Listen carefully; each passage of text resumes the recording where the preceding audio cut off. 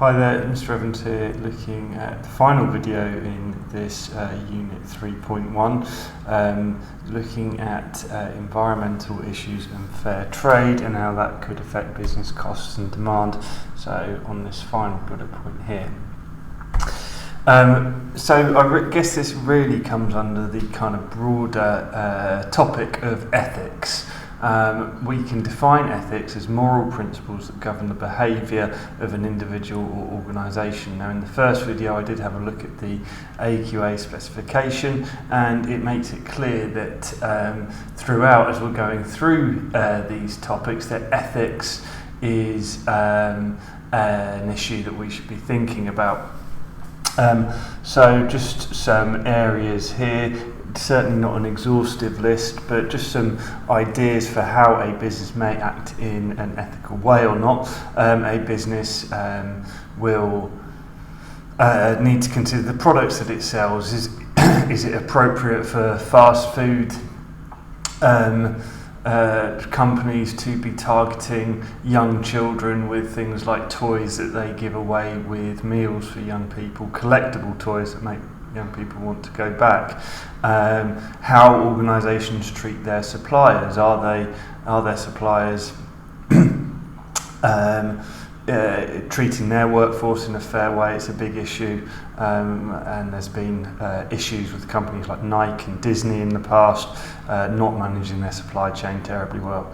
How an organisation treats its customers, how an organisation treats its staff, and the environmental impact that a business has. All of these kind of come under the heading of ethics, animal testing. It's a huge area.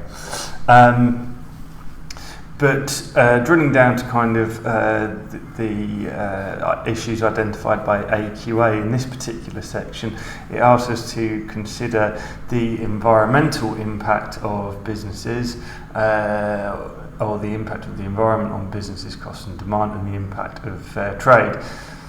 So just a few pictorial kind of ideas there to get us thinking. You know, how does a business affect the environment through its emissions, the packaging it uses?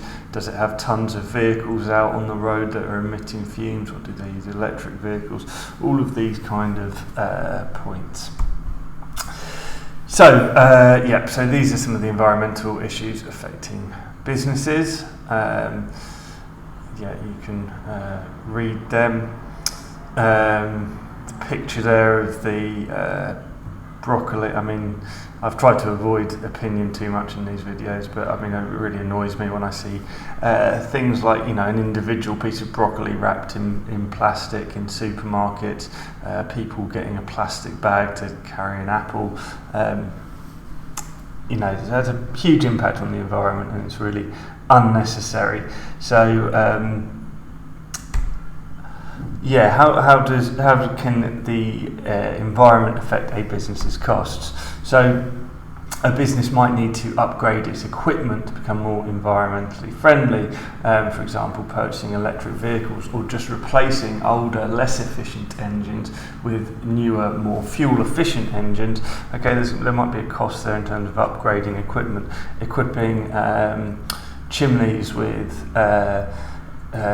technology that can reduce the amount of carbon emissions reduced from chimneys. So that's going to lead to cost in the short term for installing that equipment. I kind of mentioned that. However, if we are acting more environmentally friendly, if we're saving money in terms of electricity usage and things like that, it can have a positive impact on a business. Okay, we're replacing old, style light bulbs with more environmentally friendly ones that last longer and use less power to operate. That business will save costs. Okay, maybe they install solar panels and they're generating their own electricity rather than using electricity from the grid.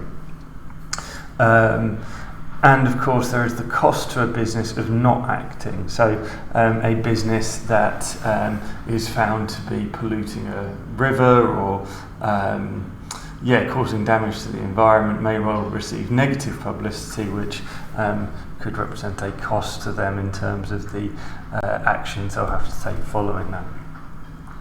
So what impact would it have on demand? What impact can acting in an environmentally friendly way have on demand for a business? Well, the business may get to target green consumers who are concerned about the environment and make consumption choices that reflect that concern.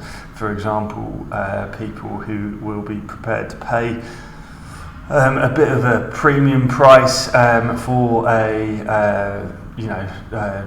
toilet paper made from recycled paper, for example. There's a very specific group of customers called green consumers who are environmentally friendly, and a business may want to target them. Often they are prepared to pay a premium price, although probably in the case of recycled toilet roll there wouldn't be huge need to pay a premium price because the raw materials, so that would presumably be fairly cheap. We can also use our environmental impact as a source of differentiation, a USP, something to separate us from our competitors and encourage people to shop with us. So Fairtrade. Again, this comes under the issue of ethics.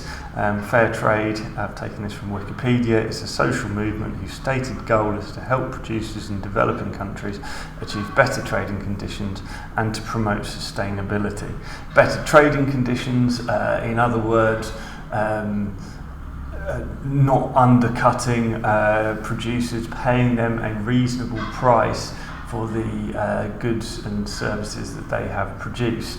The typical examples of goods where it's important that we have fair trade is coffee and chocolate, where traditionally these have been sold through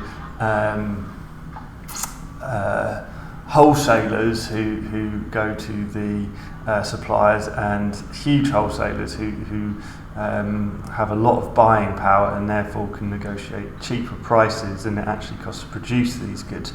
Obviously, if we want to buy coffee and chocolate in the future, which I'm sure most of us do, then we need to be paying suppliers of those goods a rate of money that means not only can they survive, but they can send their children to school, the business is profitable in the future, and therefore is sustainable.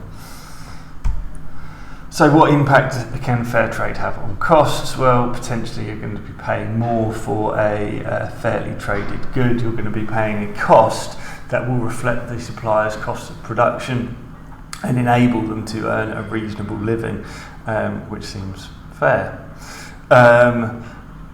However, we might have cost of monitoring suppliers. Okay, so we say we're buying fair trade stuff, but can you imagine the impact on a business that puts a fair trade label on its goods and services, and then if a journalist were to find out that in fact through the company's ignorance they've not actually been monitoring suppliers, and in fact the goods aren't fairly traded at all. So a good business will actually be monitoring suppliers, which could represent a cost. So what impact can fair trade have on demand? Well, it might generate positive publicity. It enables us to target ethical consumers, and again we may be able to charge a premium price for our fair trade good, because consumers who tend to be concerned about fair trade and ethical production may be prepared to pay a price above the standard market rate for a good. Okay, so that's the final video in this section on 3.1. I hope you found these videos useful. More to follow in the future. Thank you.